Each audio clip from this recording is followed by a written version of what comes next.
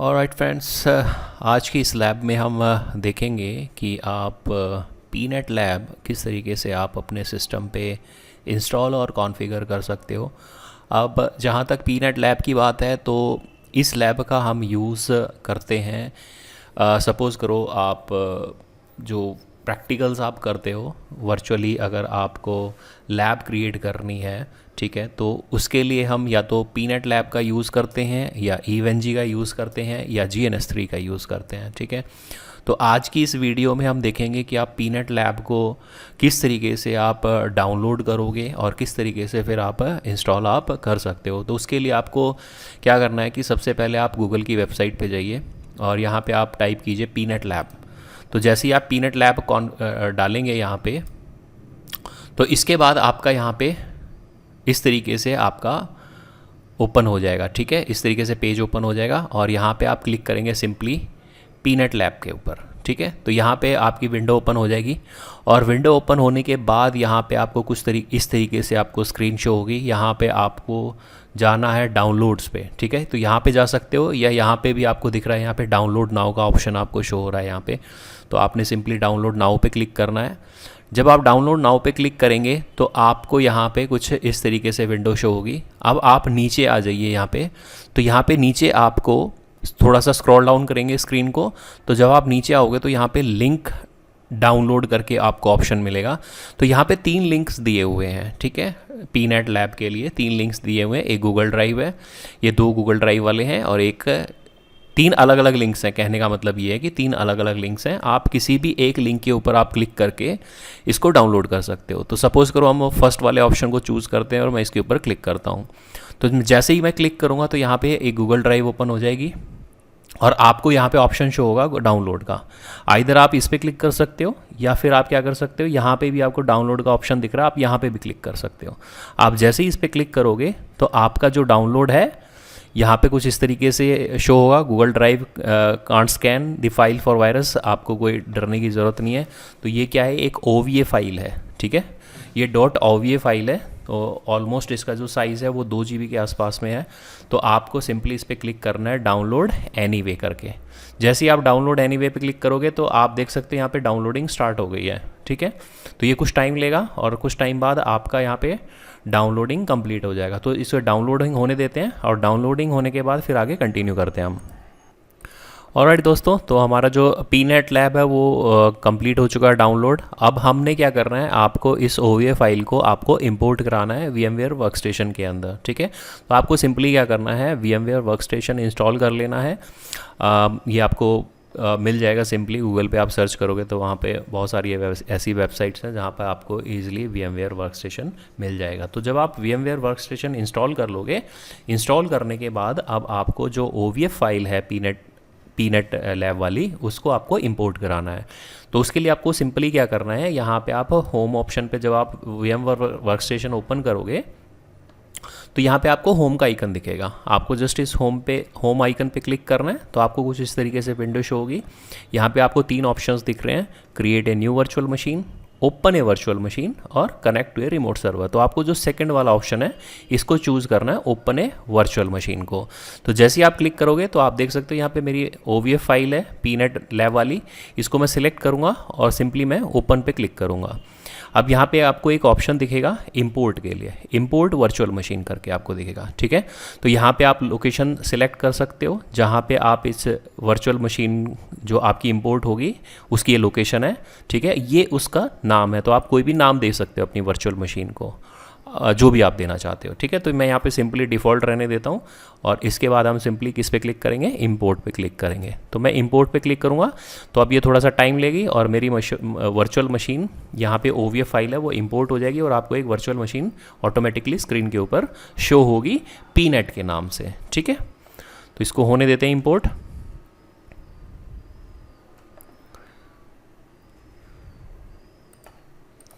तो आप देख सकते हो मेरी जो OVA फाइल है वो इंपोर्ट करा दिया मैंने और यहाँ पे मेरी एक वर्चुअल VM बन गई है यहाँ पे पीनेट के नाम से, ठीक है।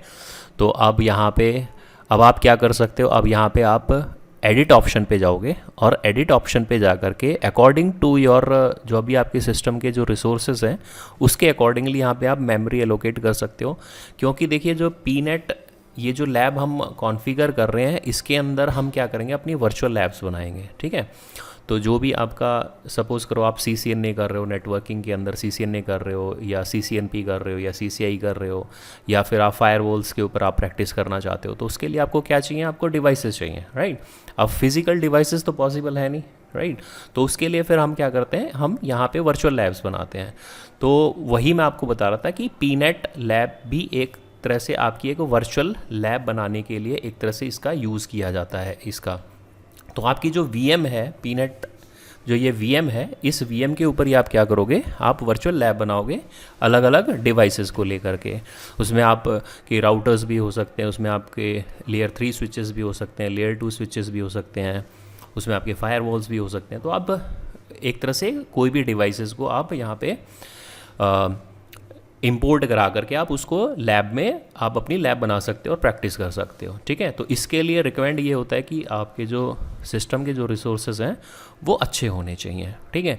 तो एटलीस्ट आप जो भी सिस्टम 32 GB का तो रखो। तो मेरे पास में यहाँ पे जो सिस्टम है वो मेरा 32 GB का है यहाँ पे, राइट। तो उससे ये होता है कि रिसोर्सेज हमारे पास में एटलीस्ट इतने रिसोर्सेज होते हैं कि हम अपनी वर्चुअल लैब के ऊपर प्रॉपरली काम कर सकें, ठीक है। तो मैं क्या करता हूँ, यहाँ पे थोड़ी सी रैम मैं बढ़ा देता हूँ। यहाँ पे मैंने 16 GB यहाँ पे रैम कर दिया। उसके बाद यहाँ पे जो नेटवर्क अडेप्टर है यहाँ पे इसको मैं ब्रिज मोड पे डाल देता हूँ, राइट। तो ये ब्रिज मोड पे डालने के बाद बस इतना ही काम करना है। और आपको एक चीज़ मेक श्योर ये करनी है कि आपका जो वर्चुअल एनवायरनमेंट है वो आपका एनेबल होना चाहिए, ठीक है। जैसे कि यहाँ पे अगर मैं यहाँ पे पीनेट लैब पे दिखाऊँ आपको, यहाँ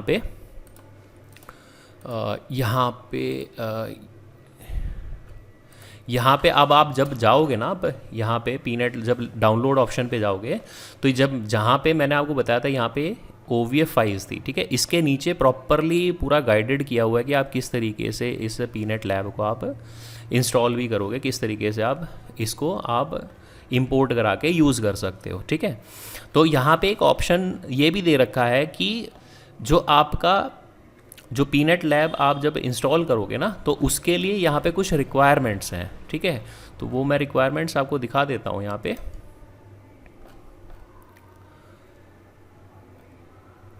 एक मिनट रुकिए बस।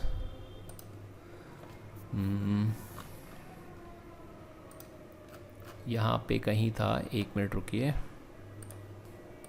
हाँ, ये बिल्कुल ऊपर ही है। यहाँ पे जब आप देखोगे ना यहाँ पे, तो यहाँ पे आपको एक ऑप्शन दिखा रहा है कि you must enable virtualization to run this QEMU node, ठीक है। तो ये आपका जो OVA फाइल है इसको आपको इंपोर्ट कराने के लिए ना आपको वर्चुअलाइजेशन एनेबल करनी पड़ेगी, ठीक है।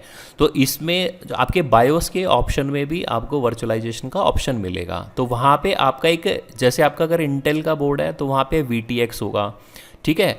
और अगर AMD का तो वहाँ पे AMD V होगा, ठीक है। तो आपको इन चीज़ों को एनेबल करना पड़ेगा बायोस के अंदर जा कर के, तभी जा कर के आप इस पीनेट लैब को आप प्रॉपरली इंस्टॉल कर पाओगे VMware के अंदर, ठीक है।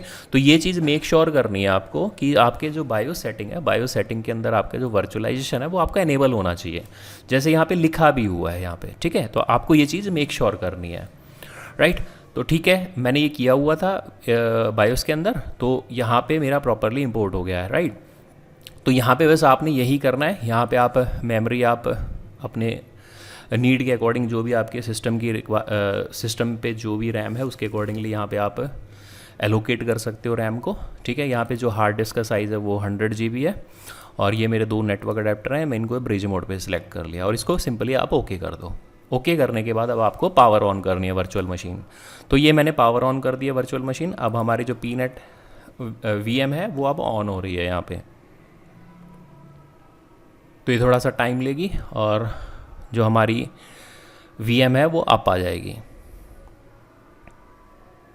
अब मैंने ब्रिज मोड पे क्यों किया इसको कि ये ऑटोमेटिकली IP उठा लेगी, ठीक है। तो जो मेरा जो सिस्टम है, सिस्टम मेरा जो सिस्टम है वो राउटर से कनेक्ट है, ठीक है, तो वहाँ से उसको DHCP से IP मिला हुआ। तो अब अगर मुझे अपने वेब ब्राउज़र से इसको ओपन करना है तो मैं क्या करूँगा, उसको ब्रिज मोड पे डाल दूँगा। तो उस ये मशीन क्या करेगी, यहाँ पे आपका वर्चुअल अडेप्टर होता है, ठीक है, उस वर्चुअल अडेप्टर के थ्रू क्या कर लेगा, DHCP से इसको एक IP मिल जाएगा। आप जैसे देख भी रहे हो यहाँ पे ना 192.168.1.9, राइट।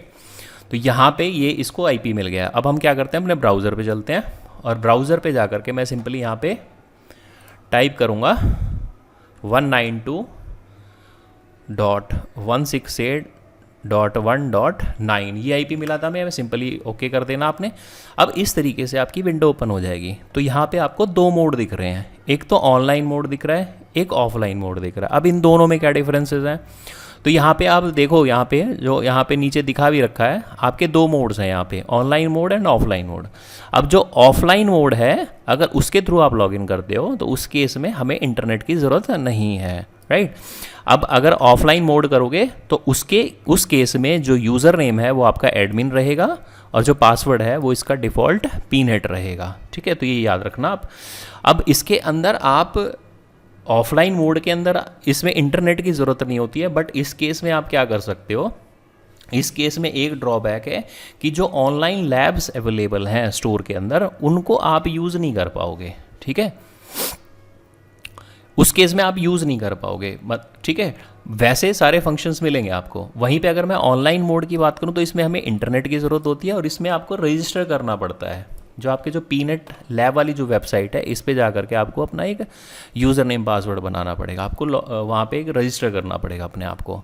उसके बाद आप क्या कर सकते हो, यहाँ पे जितने भी फंक्शंस हैं उनके आप यूज़ कर सकते हो। आप लैब्स को भी डाउनलोड कर सकते हो, जो स्टोर के ऊपर जो लैब्स हैं उनको डाउनलोड कर सकते हो, उनको यूज़ कर सकते हो। मैं भी आपको करके भी दिखाऊंगा, ठीक है। तो यहाँ पे मैं आ गया। अब मैं आपको पहले तो ऑनलाइन मोड पे दिखाता हूँ और फिर मैं आपको ऑफलाइन मोड पे भी दिखाऊंगा कि आप ऑफलाइन मोड में कैसे जा सकते हो, राइट। तो ये मैं यहाँ पे क्लिक करता हूँ ऑनलाइन मोड के ऊपर और जैसे ही मैं क्लिक करूँगा तो यहाँ पे देखो मैंने ऑलरेडी अपने आप एक लॉगिन आईडी बनाया हुआ था यहाँ पे पीनेट लैब के ऊपर, तो मैं उसी से अब मैं इसको लॉगिन कर रहा हूँ यहाँ पे, राइट। तो यहाँ पे हम इस तरीके से लॉगिन कर लेंगे। तो अब यहाँ पे आपको एक वार्निंग देगा कि आपका ये जो पेज है सिक्योर नहीं है, बट आप क्लिक कर दीजिए सेंड एनी वे करके और इस तरीके से आपका एक वर्क से स्पेस ओपन हो जाएगा। यहाँ पे आप क्या कर सकते हो, अपनी खुद की लैब बना सकते हो। अब खुद की लैब आप कैसे बनाओगे, यहाँ पे सिंपली आप देखोगे यहाँ पे, तो यहाँ पे न्यू फोल्डर दिख रहा है, तो आप ऐड न्यू फोल्डर कर सकते हो। यहाँ पे फोल्डर को नाम दे सकते हो कोई, सपोज करो मैंने एक लैब फोल्डर करके एक नेम बना दिया यहाँ पे, ठीक है। अब इसके अंदर मैं अपनी लैब बनाऊंगा यहाँ पे। अब आप यहाँ पे देख पा रहे हो ऐड न्यू लैब करके दिख रहा है, तो यहाँ पे आप सिंपली लिख दो, जैसे मैंने लैब 1 बना रहा हूँ मैं यहाँ पे, तो लैब 1। अब उसका डिस्क्रिप्शन दे सकते हो कि आप ये जो लैब बना रहे हो ये किस लिए बना रहे हो। सपोज करो मैं ACL के लिए बना रहा हूँ, मैं ACL लैब मैं लिख देता हूँ यहाँ पे सिंपली, और इसको सिंपली हम ऐड कर देंगे। तो आप जैसे ही ऐड करोगे देखो यहाँ पे मेरी एक लैब क्रिएट हो गई है यहाँ पे, ठीक है, बन गई है। अब इसके अंदर आपने सिंपली क्या करना है, यहाँ पे नोट्स को सीधा यहाँ पे इंपोर्ट कराना है और अपनी लैब आपने बना देनी है यहाँ पे। अब वो डिवाइसेस आप कैसे लेके आओगे ये मैं आपको नेक्स्ट वीडियो के अंदर दिखाऊंगा, बट अभी मैं यहाँ पे सिर्फ आपको दिखा रहा था कि आप लैब कैसे किस तरीके से आप बनाओगे यहाँ पे, ठीक है। अब जो डिवाइसेस कैसे इंपोर्ट कराओगे इसके अंदर वो नेक्स्ट वीडियो में हम देखेंगे, राइट। तो इस तरीके से आप लैब कर सकते हैं यहाँ पे, ठीक है। तो अब मैं क्या करता हूँ, इसको क्लोज कर देता हूँ लैब को। आप यहाँ पे बटन देख रहे हो क्लोज लैब का, तो यहाँ से आप लैब को क्लोज कर सकते हो। अब यहाँ पे ना एक ऑप्शन और भी है। अब यहाँ पे आप देखोगे ना तो यहाँ पे डाउनलोड लैब्स करके आपको एक ऑप्शन दिखेगा यहाँ पे, राइट। तो अब पीनेट के अंदर एक बहुत बढ़िया चीज़ ये है कि आपको ऑनलाइन बनी बनाई लैब्स मिल जाती हैं। तो जैसे ही आप डाउनलोड लैब्स पे जाओगे ना तो आप देख सकते हो, आप यहाँ पे देख सकते हो ये इनका स्टोर है, तो यहाँ पे गो टू स्टोर करके चले जाओ आप यहाँ पे, तो आपको इतनी सारी लैब्स देखने को मिलेंगी।